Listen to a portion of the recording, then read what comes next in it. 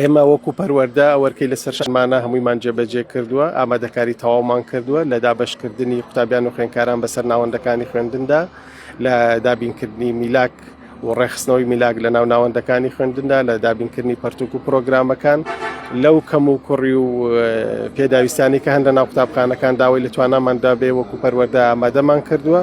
هەر قوتابخانەیەک پێویستی بە نۆژەنکردنەوە بێت تا ئەندازەیەک توانیمانە ئەوانش لە ڕێگەی ڕێکخراوەکانەوە لە ڕێگەی کەسایەتیەکانەوە نۆژەنکردنەوە تا ئەندازێک بکەین.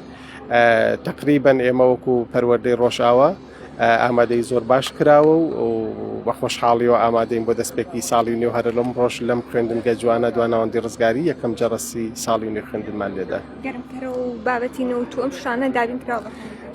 هەر لە ئێستا کە من و تۆ قسە دەکەین ڕۆژێکی زۆر گەرمە، بەڵام مشوری تەواوی نەوتیش خوراوە بە سوپاسەوە بۆ بەرپرسانی پەروەردە کە ئامار و زانیاریەکان وەرگیراوە لە سیستەمی پەروەردە داتاکان داخڵ کراوە.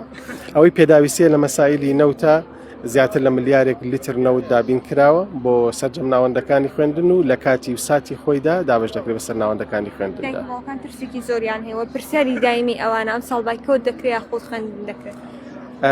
ئیشاءالله بایکۆت نابێت، هەرچەند دۆخی قورسی مامۆستایان و کەسوکاری قوتابیان خۆیان ئێمە تێدەگەین، بەڵام ئیشاءالله گەشتبینین بە تیمەکەی حکوومەتی هەرێم ئیشاءالله لە نزیکترین کاتدا ئەو قەیرانە چارەسەر بێ و بگەڕێنەوە دۆخی ئاسایی خۆمان و درێژە بە ژیانی ئاسایی خۆمان بدەین و بە تایبەتیش کەرتی پەروەردە.